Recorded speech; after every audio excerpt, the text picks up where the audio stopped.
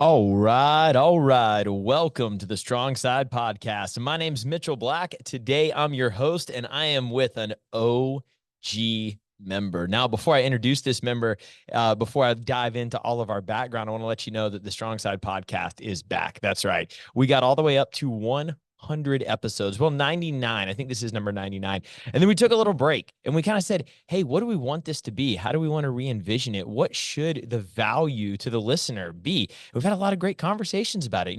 We thought it should just be me and Matt Brown hanging out and chit-chatting and having some fun. So here's what we're going to bring you is we don't really know. And we're going to bring you a whole lot of fun. We're going to bring you a whole lot of energy, and we're going to build this thing together moving forward. So what we've learned over the past 100 episodes is that you like hearing really great stories, hearing from our community, just having fun, getting some value of how to be successful in your fitness. And that's all we're going to do. All right. So that's how we're going to start today. And I'm going to introduce you to our special guest today, Mr. Matt Brown. Matt Brown is a member since 2015 or something. That's right. Yeah. 15 in November. So coming up on, how many really Matt? Is it 9 years? Yeah. Yeah. That'll be 9 years. Yeah. And you moved from Florida, right? I did. Moved up here from Panama City, Florida. I was working at the Spring break, baby. Yeah. So when we were moving up here, I had just started in with my own little fitness journey, if you will. Started down in Florida, and I actually joined a CrossFit gym down there. That was in Panama City itself. So Panama City CrossFit was the affiliate at the time that I was with. So of course, when I'm moving up here, before I bought the family, I was scoping this area. Ironically enough, I started dropping in our neighbor, which if anybody's familiar with the Woodstock location here, right? There's a big sign that says the garage on the side of the building. Yeah. But the funny thing was, and I'm just going to go right into some of these stories because, we were talking beforehand, just what are some of those memories, right? Well, me personally, I'll never forget when I first found StrongSide, right? Because StrongSide, which a lot of folks that may have been around or may not know, started in a much smaller facility down off 92 and right next to Waffle House, which is ironically how I found StrongSide. I was coming into work, which I worked right down the road from where the gym was. And I wanted to get breakfast. So I popped into Waffle House. And when I was leaving, I jumped in my car. And it was literally next door. Literally next door. And I had paid no attention whatsoever when I walked into Waffle House. But when I came out, I got in my car and I looked through the window right there. You were coaching a class, and I saw the rig, and I saw the rings, I saw barbells, and I went, oh, wait, this looks similar to this thing that I started doing down in Florida and what I've been, over at this garage. And I popped in the door. And it was early in the morning. I think it was like a 6 a.m. That was the first. We didn't have 5 back then. So it was the first class of the day. I think, cause you almost like I startled you. Well, you did. Cause I know you talk about that a lot. Cause I used to if you open that door, that I would who are you? What are you doing here? Why do you want? Because we would, not only were we next to a Waffle House, we were next to this extended stay. Oh yeah. The in-town suite. And people used to just come up and just stare through the windows. And, we're still to this day, 65% women. Right. And I just got these people staring, and I'm like, what do you want? So that was kind of the deal. Like, can I help you? And they're like, yeah. So is this, what's going on in here? And you warmed up quick. You realized that, okay, he's obviously looking for a gym. Short story, or long story being short, you just invited me to come back. So I dropped in that night. I was staying at the Comfort Inn down the road next to that extended stay, which is still there. You're at the classy one. I was at the classier one. Yeah. And so you hadn't even moved. Yeah. You were literally, I think I remember this now. Cause I remember you doing this and you're like, oh, I'm trying this out. And I'm thinking in my head, this guy will never be back. Right. The Holiday Inn. Yeah. He ain't coming back.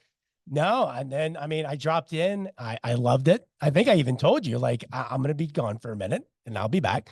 That was me going down to Florida to go get the family in the moving truck. And we moved to Woodstock, Georgia. Yeah. Got the wife to join. Yep. And then shortly after, you were coaching my son. Yep. Got my oldest son, Brandon, to join. But that's my introduction in the Strong Side. I was, and for you new members, it was just like you were, just starting out, coming in.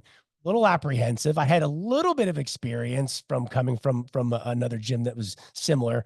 The thing though that I loved was there was a different dynamic when I started at Strong Side, and the reason why I stayed. I immediately just stopped going to the CrossFit affiliate that, the garage. And I'm like, this is where I'm going to go. This is the new family. Yeah.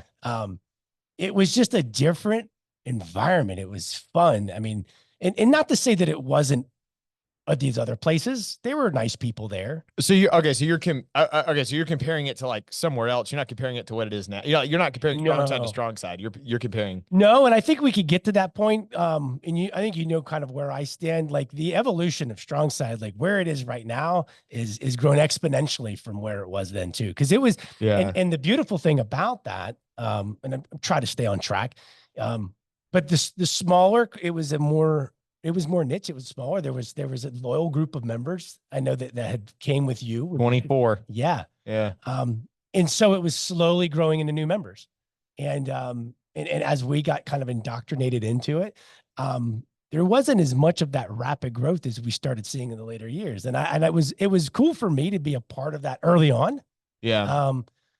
And you just kind of get involved with Strong Side, and it has allowed me to watch this Strong Side Nation grow to where it is now, where it's been pretty wild. It has been wild. It's been very wild.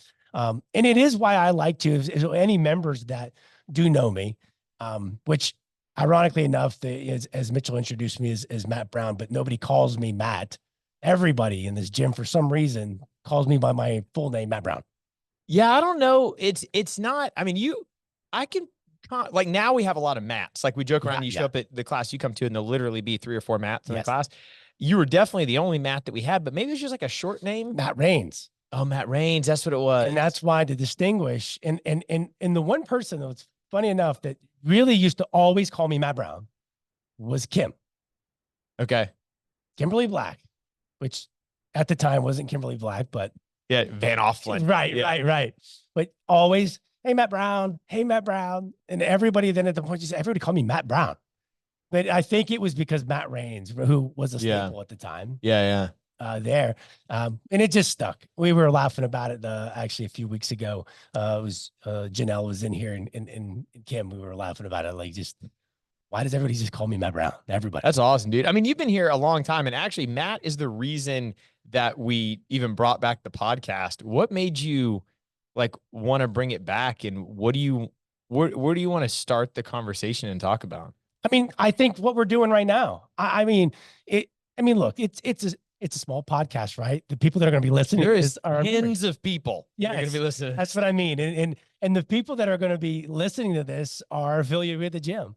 What better thing for either folks to either A, reminisce who've been around, or B, that are new, that just want to hear some of the things. So what do you want to reminisce about? What's your favorite thing? Like if you go all the way back, I mean, do you want to, like when I think of the gym that you like, so I should preface any of the conversation that we go into with one of my biggest principles is be stubborn in the vision and flexible in the details. Right. And it's like Strong Side 2025, 2026, 2027, dude, the vision has not changed. Right. Like like we are going to take average people and make them very fit. And we are going to create an atmosphere that's fun. This is called Club Strong Side. Like internally, when we're talking to our team, I literally just typed out an email to our team the other day talking about the music in between class. That should be like the level when you're in the car and you're driving to the club, and it's like you want it loud enough to talk with each other, but you gotta like get the juices. That's different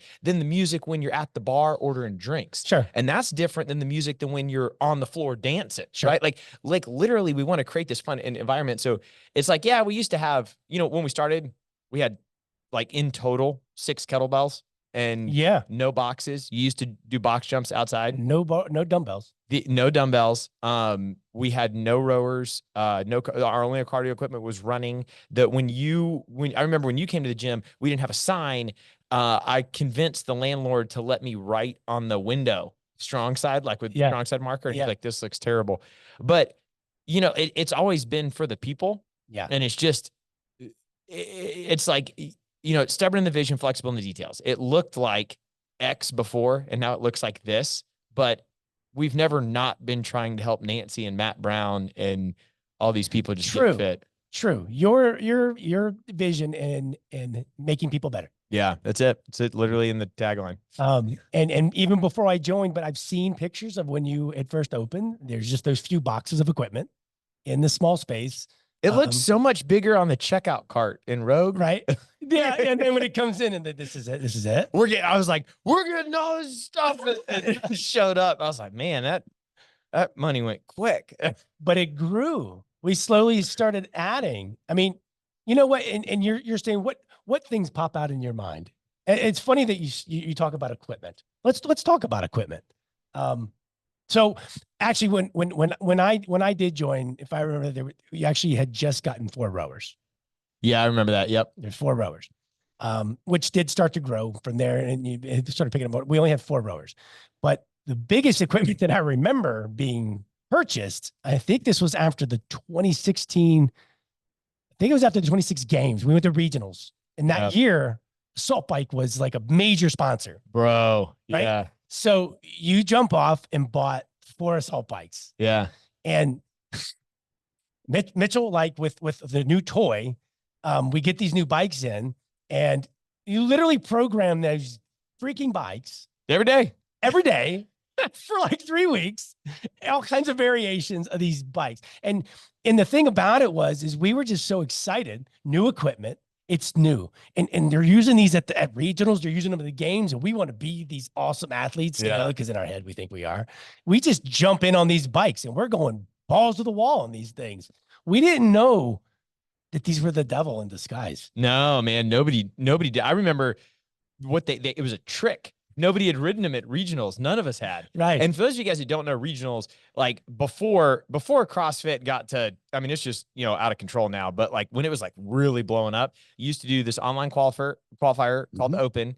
And then you used to go to this in-person thing called regionals. Yep. And that was just cool. Like, I don't care what you do for fitness. It was just freaking cool, man. Yeah. And it was like, it was at the Georgia World Congress Center, and it was 3 days long, and they had these bikes there. And anybody who's listening is going to know exactly how this is going to feel. All they said was, get on it, 1 minute, who can burn the most calories. Yeah. And we're all like, yeah, 60 seconds. Let's go. Let's go. Dude, we had members throwing up, like just all over the arena. Yeah. I mean, it's bad. Nobody had ever felt that. Is like, the thing is, like, you take a barbell and you do a deadlift, power clean, a snatch, a bench press, like, you know, it's okay, different movements, but kind of like same stimulus. Right. Nobody had ever felt a pain like that. And as a coach, when you feel a pain like that, I mean, I'm calling it pain for lack of a better term, but it's hard to mimic new stimulus, and new stimulus is what drives adaptation, drives results. So as a coach, why would you not want something that you can't mimic with something else? Because you know that that's going to get them results faster. Yes. Just, okay, it hurts a little bit, but we need these. Oh, they've been great. Don't get me wrong. Yeah. I mean, but it was funny because we didn't know what we were getting into. Nobody knew. No, it was an acid bath. There was one specific workout that always sticks out in my head, because it's one of the reasons why I have a level of PTSD with box jumps, anything over 24 inches. Because you had programmed this weird, wacky, crazy workout. It was like a calorie. And if I remember, I think it was maybe like a 30, 20, like it was a countdown scenario, but it was the buy calories into burpee box jump overs, 30-inch box. And this was back when I was fine with doing 30-inch box jumps. And so I did that, and that was fine. And it was the very first round, and like normal, and for those, like, especially Chris that's watching, I was hitting the bike, trying to make sure that I got it done before my brain realized what was going on. Right. So we know what happens when you do that, when you hop off the bike, heart rate's ramped. Right. The lactic acid is flushing into my thighs, but you're not paying any attention to it. You just have to get the work done. I run over to the box. I do a burpee and I jump over. On the third one, I went to jump and I went nowhere. And I caught my front of my foot on the box. And then I proceeded to run both shins on both legs down, all the way down this wood box. This is before we didn't even have foam boxes. No, this is after this type of workouts. We were begging for them. There wasn't the budget at the time. No, there wasn't. I mean, I can't tell you how many staples and stitches and, oh my gosh, just, man. But it was funny though, because when I did it and I flipped over the box. Now, also, for those of you who don't know who I am, I'm also I'm 6'4", 250-pound large human being, right? So if you can picture a Yeti falling over a box, just flopping down on the floor. And then Mitchell runs over, and I remember him just standing over me, and he's like, "You okay?" And there was just a pause for a second. I'm like, "I'm fine. I'm fine. I'm fine. I'm fine." And I get off the floor and get back on the bike, and just had to kind of keep going. But once we finished it and went back to the box, there was skin curled up on the corner. Yeah. Of that box. We just put some hydrogen peroxide on it. Just keep on moving. And we go. I mean, it's also like, you know, when you only got like a few members and you're seeing the people every day. I mean, at the end of the, I'm not trying to be a jerk, but like I know it's not broken. And what do you want me to do? I know it hurts. I'm sorry. You know, that's not advice to anybody out there listening. That's not like what you should do, but that was just my mentality. I was so focused on like, you know, there was probably somebody behind you that needed to go. It didn't bother me though. It really didn't. I mean, the sheer fact that you came over and checked. Yeah. You okay? Versus like roll over. Yeah. Get out of the way. Get out of the way. Well, let's talk about that also. I mean, can I share stories about Mitchell? Okay. So, and this is one that people may have heard if they've been around me, because I've always thought this one was kind of funny, but just to kind of give you an insight maybe on why that mentality was the way that Mitchell is. So, if people don't know, he has a bad shoulder, right? Yeah, I got a lot of bad stuff. Yeah. But the shoulder in particular. So this was, and that's like reconstructive surgery. It's not just like, oh, it aches. It's been dislocated dozens of times, like all kinds of stuff. So there was a competition that StrongSide was hosting. It was the first one that I've ever been in. I was in it with Becky Brown. You remember Matisse? Yeah, dude. And Christy Palmer.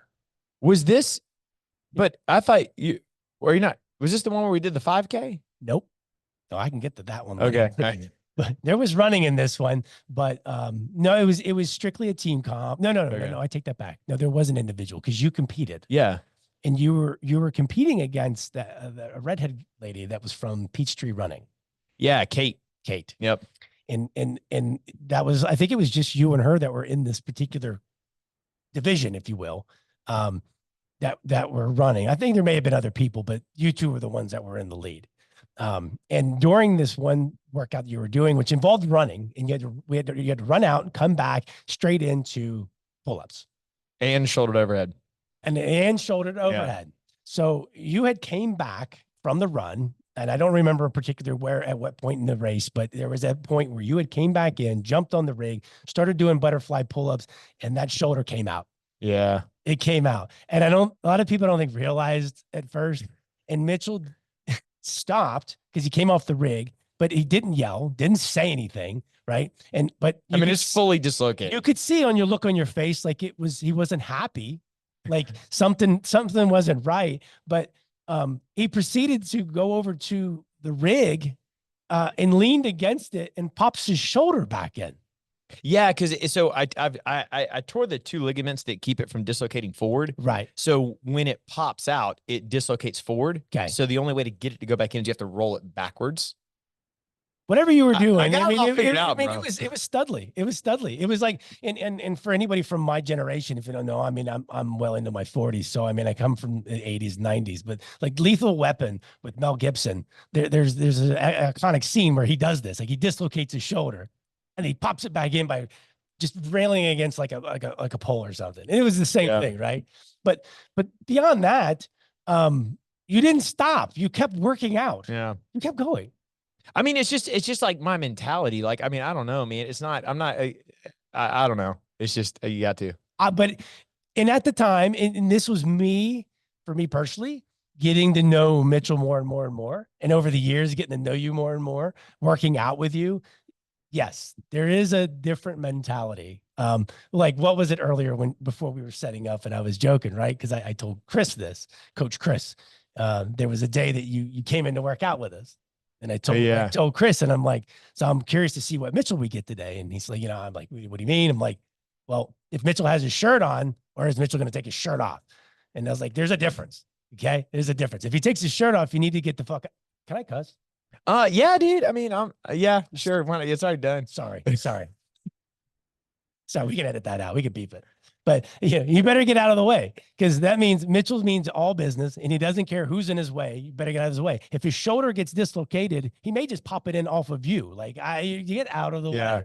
I just feel like we're in a mutual commitment, like in the task, like if it's the workout, if it's the whatever, like Yeah.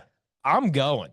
Yes. I'm in. There's not, if it is started, and it doesn't, that's with anything that I do. It's just like my personality. Yes. I'm either not going to start it, or if I start it, like it's just a commitment. And it's like, we agreed to the commitment, and the commitment was finish the workout. The commitment was not, I plan to finish the workout unless anything happens. Right. No, the commitment is, I am finishing this freaking task. I don't care what happens. Yeah. It is happening. And, yeah. And well, to end the story, that day that you worked out, you kept your shirt on, so nobody got hurt. Yeah. We want to keep everything real safe. I'm not a big shirt off guy. Bullshit. Well, so I am, all right. So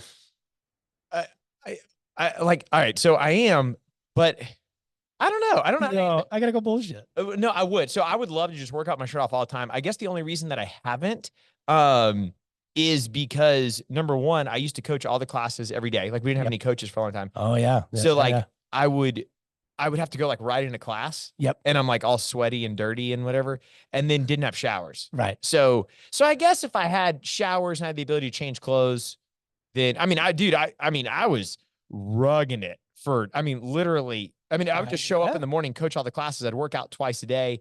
And, that was just like my life. And I'm eating, out of Tupperware containers. Literally, I would just change shirts, and you go put the stinky one in the car and put a new one in it. So it's like, I don't know. It's funny you bring that up. I think that's a good talking point by itself. And you just transitioned like straight into this. You literally did. You coached every damn class. For 7 years, I coached every class, every day, every holiday. I only got sick one time. We had to close the gym for 2 days, stomach flu, thrown up everywhere. I sold every membership. I signed up every member. Yeah. I did every Facebook post. I did literally, I cleaned literally, there was nothing else. And it was part out of necessity. Like there just wasn't any money. And then after there became money, there was learning my ego. Yeah. Learning that I had this like grand vision of all these, type of people that we were going to hire. And as an entrepreneur, you need to that was so hard to learn. But after looking back on it, like, dude, of course, nobody's going to work as hard as you. Nobody's going to do it like you. It's not that, like, why would you ever expect that of anybody that works with you? So I had to learn that. And then finally getting to the point to hire people. And then the first people I hired weren't even coaches, because that's not what I needed. I hired all admin. Right. Because I couldn't, what was happening is the gym was growing so hard and so fast that I was telling myself, I was like, I can coach the classes. Like if they want this product, I can't support the back end. Yeah. And I can't do all the admin stuff. So then I didn't even do myself any favors. Well, I did mentally, but it was all admin. And then we hired coaches. You didn't start hiring those people until we had moved, if I remember. Yeah. So I hired Ashley Rueda, who's still a member, awesome lady. Mm-hmm.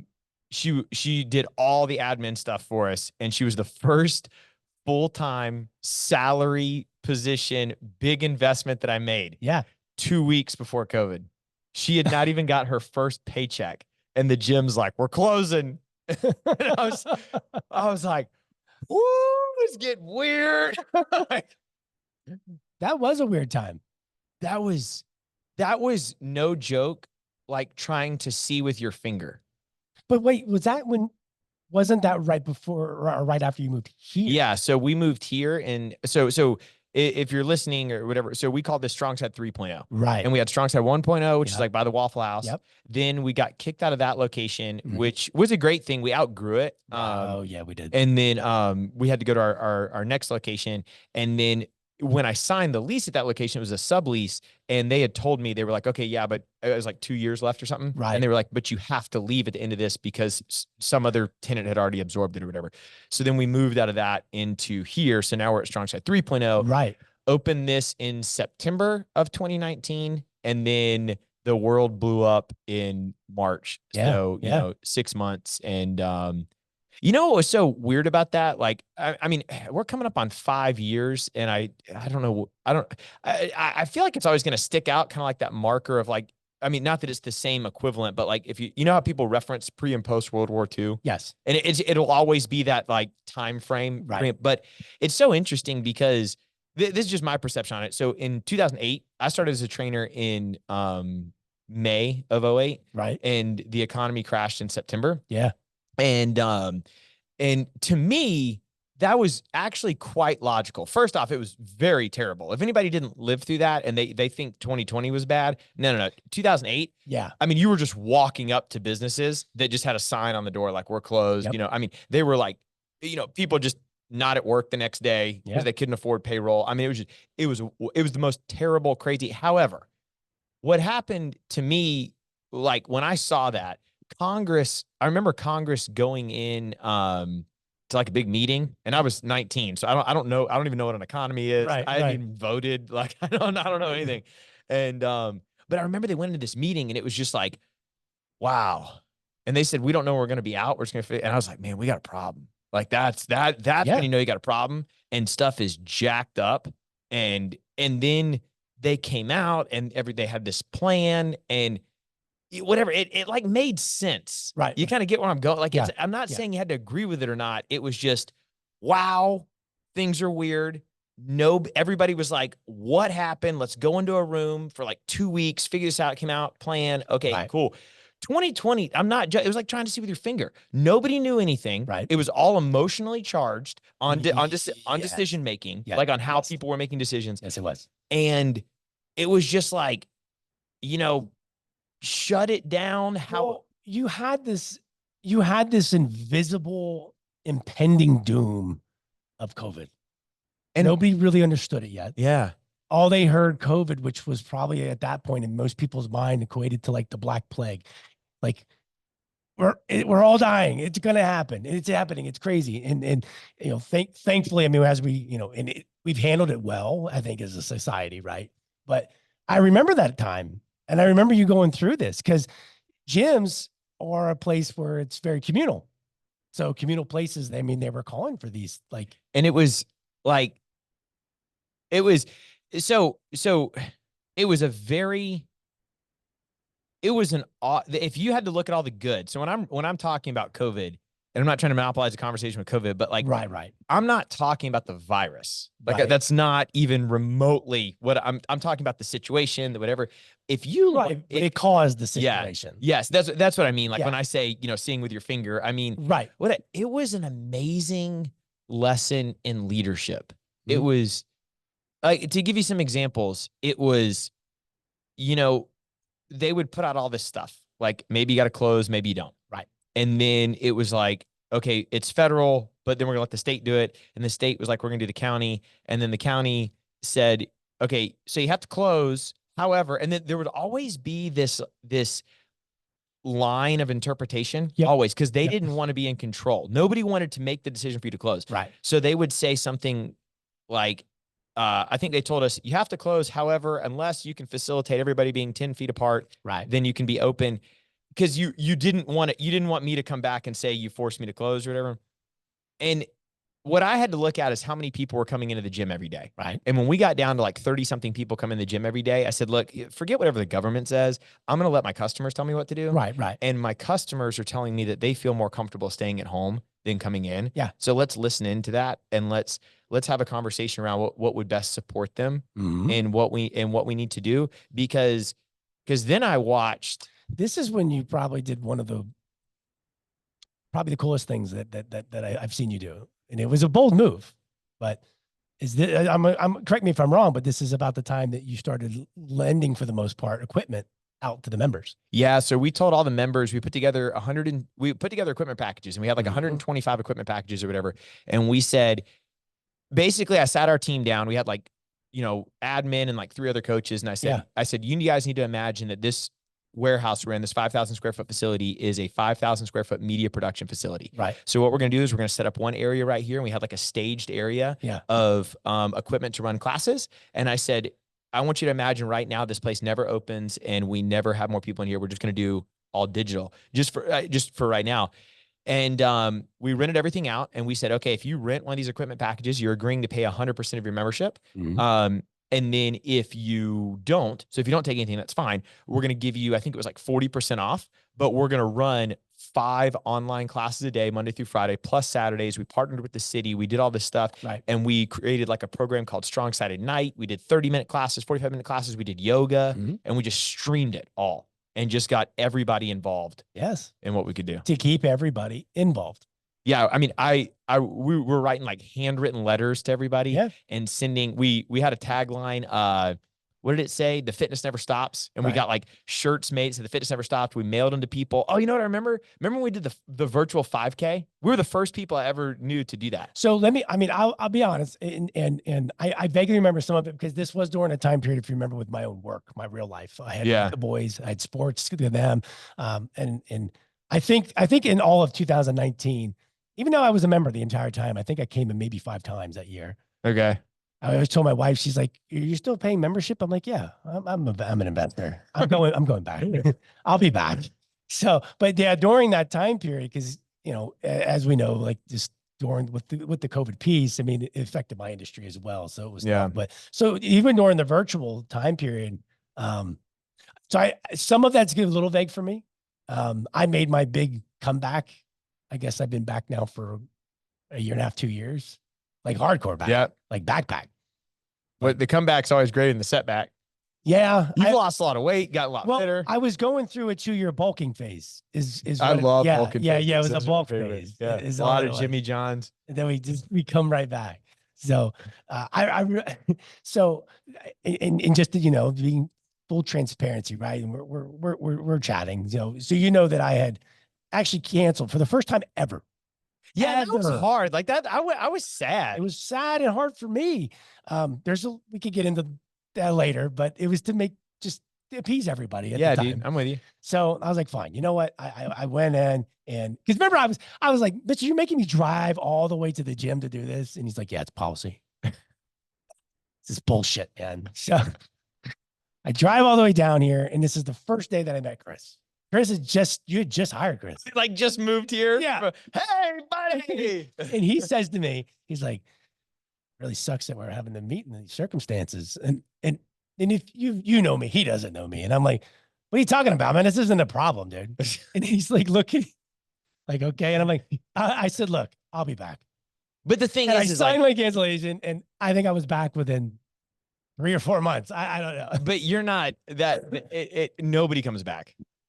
I come back. I know. And I'm glad that you're here. It's been awesome, but it's just like, that's the hard thing is trainers. It's not like a strong side thing. It's a trainer thing. Right. Like I have never, ever met in my 17 years of doing this, met somebody who stopped working out and like you run into them later and they're just like, their life's changed for the better. Right. I can't tell you how many people they're just like, they're just not better off. And yeah.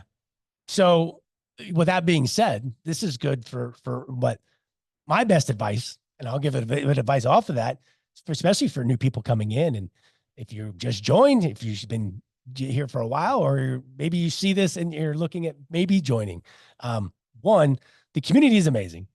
The community is amazing. But my thing is when you join, just keep showing up, because it's not easy, right? It's not. It really isn't. I mean, the journey is going to be a tough thing but it's the hard work that pays off, and we get results out of here.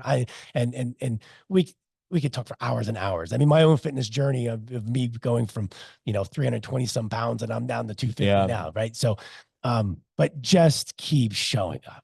That's the trick. Like if you just keep showing up, and even if you get in here, and you look at the workout on the board, and you're reading this, and you're like, "Oh my God, I can't do half this crap." It's all good. It doesn't matter. We've got a variation for you, or do what you can. Just keep showing up, keep moving, right? Eventually it all starts to make more sense. Eventually it gets easier. Eventually the weight gets lighter, or wait, what doesn't get lighter? Physically. It feels lighter, right? But you can do it, again, even people that know me, like just the other day, Matt Burden will remember this. I did a workout and I actually ran. Like I did the running part. Yeah. I don't ever run. So if you take all that, like, okay, so we talked a little bit about Strong Side 1, 2, 3, talked a little bit about COVID. We talked you have these like highlights. Yeah. What do you think has been, trying to think about how to ask the question. So then, because then you started talking about, just the importance of showing up and stuff like that in community. What do you think is the most important thing? And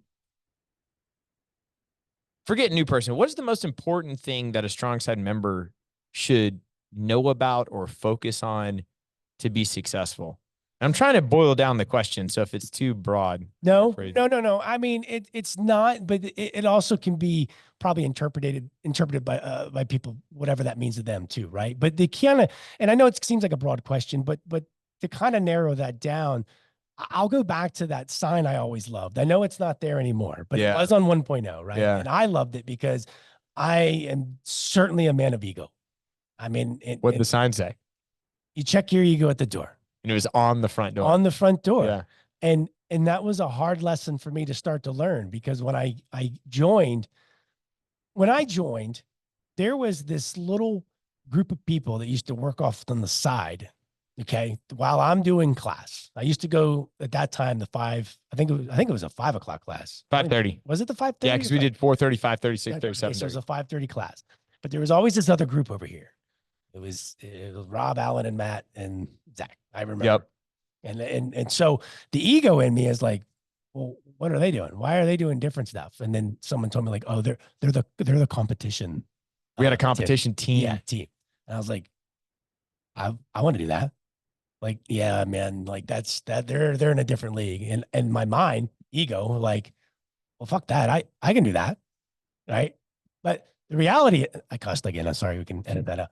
But the reality, but it's but the reality is, I mean, that is going to take a lot of hard work, right? So what I had to learn to myself was, you can't just jump off into doing that. I can't look at somebody else and go, I want to be there and I want to be there tomorrow.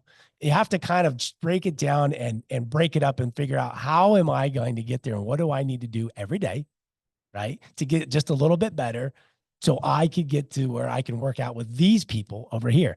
And it started with me checking the ego at the door. Yeah. Don't come in, right? And just because I can pick up, say, 225 pounds one time, and the workout calls for reps of 10 at 225, and you're like, I can do it, and you put it on the bar and then you fail. Like, don't do that. Check your ego at the door. Scale that down. Maybe we drop that to 95 pounds. Yeah. To give you my perception on that, I mean, I might answer my own question, but so like I'm a coach, and all of our coaches are coaches and all that kind of stuff. But so you break that down, and you think, I mean, I'll even go a step further and say I only use the word coach because the industry understands what that term means. Sure. But there's no barrier of entry for coaches. Like, so sure. I would rather use the word trainer, but it's we're trying to get results, and our job is to look at the individual, and this is how I'm going to answer the question. So I'm going there, but like, our job is to look at the individual and say, okay, what position can I put you in to increase the likelihood of you reaching results? Sure. Teaching movement is only a piece of that. So a coach is not a coach because they teach the kettlebell swing really well. A coach is a coach if they can get you to understand how to do it, if they can increase the likelihood that you'll do it, increase your attendance, if they can increase the effort that you'll put into doing it. All of these are factors. If a coach can influence the fact that you don't go to Krispy Kreme donuts, that's more important than them teaching you the kettlebell swing. And there's all these different factors. So it's not just movement. And what that gets me to do is sit back and I watch a lot of other people. Yeah. And I watch a lot of members. And for years, I've been interested in the subject of winning. Yeah. And what does it take to win? And what does a person have to overcome to win? What does a team have to overcome to win? And how do you put yourself in a position? Are you even in a position where you could win, where you could be successful, or are you just running up against a wall? And I'm so glad that you said what you said, because I would say that 9 times out of 10, when I sit back and watch people and I watch what actually gets them the results and stuff, they really just get in their own way. And and it's a lot of the ego. And if I look at somebody who's unsuccessful, and what I mean by unsuccessful is they set out to reach a goal and they didn't reach the goal. Like, I didn't make the goal for them. They said, I want to lose 20 pounds or, whatever. And then it's always that. It's always, oh, look, there's something on the board that I can't do. Oh, look, this person's fitter than me. Oh, look, and it's like, that has nothing to do with you.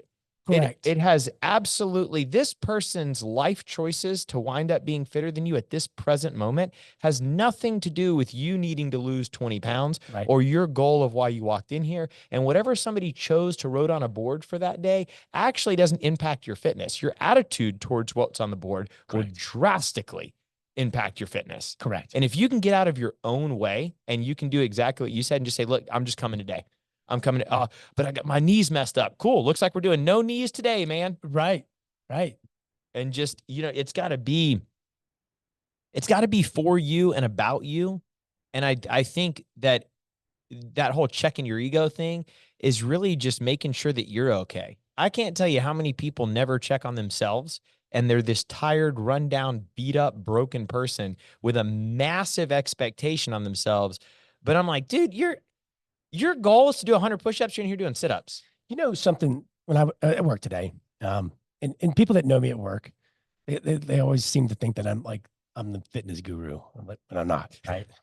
But I was chatting with a group of people at work today, and one of them asked me, about why I go to the gym, because I go at least 4 times a week.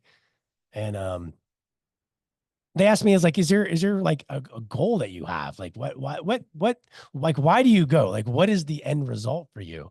And it was kind of a weird question that was brought up, and I told him, I said, that question is a dangerous thing to ask. And I think that question is really what hinders people a lot of times, in staying with a fitness journey. Right. And I use that word journey because it really is, right? Yeah. But there really shouldn't be a destination if you think that about is it. correct. So, but people put a destination. They go in, like for myself, I came in when I started back, I was like 320 pounds. My goal was to get back to a point to where I was happy again. When I got there, well, I guess I'm done. I'll go home now. Like, well, no, we gotta keep going. Yeah. And I told her, I really can't answer that question. I don't really have a destination. My goal at this point is, I look at it, I'm going to turn 50 next year. That's scary shit, by the way, bro. Like, that's really scary, but I'm going to turn 50 next year. Right. But on the other hand too, I'm very thankful for where I'm at physically and mentally going into 50. Right. And there is no destination for me. It's more of like, I come in every day so I can continue to maintain and continue to do this. Yeah. Over and over again. And I do want to take a step back to you. You said something about looking at somebody else in class and going, they're fitter than I am. And I wish I was there. And how do I do that? And don't dwell on that, but it is okay to have people that you look up to. Yeah. It's just, you don't want to make perfect the enemy of good. And my client Davis just walked in. Yeah. What's up, Mr. Davis? This guy's awesome. Yeah, he's awesome. There's so much to say behind that, but because I'm going to give a shout out to somebody, one member, famous member. Yeah, I'm ready. You know what I'm going to say. Ron Brown. Ron Brown. Okay. If you get to know Ron and Becky, it really takes away a lot of excuses for people that are in my age bracket. Because like you said, like I talk to people all the time. They're like, I really want to go to the gym, Matt. What should I do? Well, come with me to the gym. Oh, no, I can't go with you. I can't do that. What do you mean you can't do that? I have a bad knee. Then it is exactly for you. You should come. Like, this is functional fitness. It's going to help in that, right? So, but my point in that being is, it takes away a lot of excuses, because I look at Ron, who I'm not even sure how old Ron is now. Mid-60s. Yeah. Yeah. But even if you meet him, you won't know. And I only believe him because he tells me that. He looks 43. He looks young, and he's insanely in shape. So it's like, I have no excuses. I have none. Matt Burden's another one. Yeah. Matt Burden and I are the same age. He's actually 50 soon. So he's 6 months older than I am. Okay. And it's the other thing, when I bring my big ass in here and I'm like ready to go work out, and I start getting self-defeated on my own self, right? And luckily I get to work out a lot of times with Matt. And I realize he's my age. And Matt, if you don't know, Matt is also an insanely in shape person, extremely fit, and has a will to just succeed, right? Yeah. It is okay to look at these individuals. Now, I know I'm never going to be a Matt Burden. I'm not going to be Ron Brown. Those are their own people. But it does give me a lot of motivation. And it does take away a lot of my excuses, because you can't really just say, I don't think I can do that. But then I'm watching these guys do it.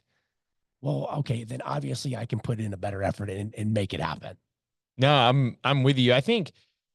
I mean, this is my very zoomed out view on the world of fitness. Yeah. But when I look at fitness as a whole, because I look at that, because so there's that, which is interesting to talk about from the customer end. Like, why does somebody come in? They might have all this resistant, but then there's the business owner end. Yeah. And there's like, okay, why is there all this friction in the marketplace? I talk very open to our team, because I want them to understand. I'm like, nobody wants to buy what you're selling. Like, nobody likes to work out. Even less of those people like to work out really hard. Yeah. And even less of those people like to work out consistently. So, and then on top of that, if you're like, okay, well, I'll work out really hard and I'll work out consistently, will I get results quickly? Absolutely not. So like, there's not even, you don't even get anything. So it's a very, very long process. And that requires a framing of how you're going to think about it and what you're going to do with things. And that framing is, you got to look at it like brushing your teeth. And if you woke up every day to brush your teeth and you thought it was some event or destination, that would be, man, that would be hard and exhausting and challenging and numbing, and just, it would create so much hard friction to do that. But if it was just a thing that you had to do today, like exercise should be basic maintenance, and it should be something that you do every single day to take care of yourself. And there shouldn't be an expectation of how good it is and how hard it's got to be, and you got to live to this level. It's a minimum physical requirement. Walking across the parking lot is not exercise. Going upstairs is not exercise. Like, those are things you have to do to be a human. It's just, it's a minimum physical requirement to park at the end of Costco because the parking lot's full and walk in. Like, it's going to happen. So you just need to be taking care of yourself every single day. But the problem with it is I view it a lot like money, which is why my book is called Nutrition Finances. But like fitness, you're shown immediately whether you can do it or not. But, like money, nobody's looking at your bank account. I went to a seminar one time, and they were talking, it was like a financial seminar. And the guy was like, if we took all of your bank statements and held them up here on the screen, would you be proud of it? And he was talking about, he's like, but we walk around, we flex, like, like we're all good and stuff like that, but it's like not good. But your body's a direct representation of your decisions. And it's, it's a direct representation of what you're saying yes to and what you're saying no to, and how often you're saying yes to things. Are you saying yes to every indulgence? Like, do you say, like, I mean, seriously, like how many, like, I mean, I've been guilty of that. Like, you'll go through a situation and you're like, I have said no to nothing. But long answer to a short thing being like, dude, you gotta take the friction out, man. Just vanilla ice cream. Move a little bit. Can't say no. Yeah, I'm with you. Ever. I had what did we get the other night? I got sick like 2 weeks ago and I wanted some ice cream, and Kim got some ice cream. I mean, it doesn't even exist anymore. I was like, don't ever buy that again. I'm weighing 800 pounds. You devoured it? It was like cookies and cream, but it made me feel better because it was dairy free. So, and that's the thing is, I punish myself because Christina will buy Publix brand Moose Tracks ice cream. Oh man. And it's a weakness. And I can eat half that container by myself. And I do, unfortunately. But I'm a big guy, right? I'm justifying it right now, right? But the metabolism's way different. Oh, brother, but the dairy, oh my gosh. I mean, I'm paying for it for days. Days. But to close the loop on that, what I was trying to get to is that, I mean, that's like the main focus of everything that we do at StrongSide is like, it needs to be, that's why, I know the conversation is coming to an end, but it's like we talk about competitors program, like all this stuff, all these different evolutions. They were great at the time. And it's what the community needed to be successful. And it gave them a platform to be successful. But no matter how it was expressed, competitors program, when we got those ridiculously expensive weightlifting plates, like, whatever. Oh, I miss those, man. Like whatever the thing was, like it just needs to be part of who you are. I'm just an exerciser and I eat good and I make good decisions. I eat well, like, and then when I don't, I don't. Sure. I mean, and it's just, I promise you, you will be more successful if you do. If you try to just go really freaking hard in it, because the whole world's telling you no. But I mean, but what does hard mean, right? It's a subjective thing. Go what's hard for you, right? Yeah. But the key is just whatever that is, whatever hard looks like. I think you literally said whatever your 100% looks like, Give it. Yeah. But do it every day, right? You need to keep showing up. Being successful is not hard because of what you have to say yes to. It's hard because of what you have to say no to. Yeah, yeah. So I think you should make a decision-making framework and say, okay, what am I going to say yes to and what am I going to say no to? And then you have power laws. And power law, if you ever study statistics, is where they come from. But a power law is like something that you cannot change. Right. So if, like, let's say you said, okay, I'm going to work out every day. Mm-hmm. Okay. Well, first off, that's a big, I don't think anybody should just lead with that. Right. But there's a lot of variance in there. All you really said was, I got to work out every day. Okay. How are we defining that? Are we walking? Are we yoga? Okay. Well, that just got a little bit more realistic now. Right. Like, it didn't mean I got to show up and deadlift every day. Commit to 45 minutes of movement. Yeah. Yeah. I allow myself, I'm making up a number, I don't know, 4 alcoholic drinks a week. Like, you have this framework, and I'm real big on that because I think decisions are really hard to make. Yeah. Because a lot of people don't know how to quantify how to say yes and how to say no. So if you say something like, I don't know, anything you want to do, I'm going to do this. Right. Okay. What is that? And then if something comes along your way where you have to say no to it, like, what makes you say no?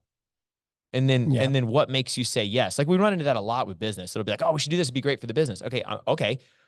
Why? Like, why? What quantifies a yes and what quantifies a no? And how do we know when to say yes and how do we need to? We're starting to dive off into another topic that could go down a long rabbit hole. Yeah, that's in the next podcast. Because what you're bringing up, and this is applicable to life, but in business, and the managers that I teach is understanding that every decision that we make, right, either positively or negatively affects the business, and it's applicable in your own life. So the decisions that we make for ourselves, it's either going to positively or negatively affect us. It's either going to positively or negatively affect the people around us. So there's a thought process that goes into these decisions that we make. And we really could dive into that one. And if there's one thing too to know, with Mitchell and I could sit here and talk for hours, but that would be a really, really boring podcast, already more boring than this one probably is now. Right.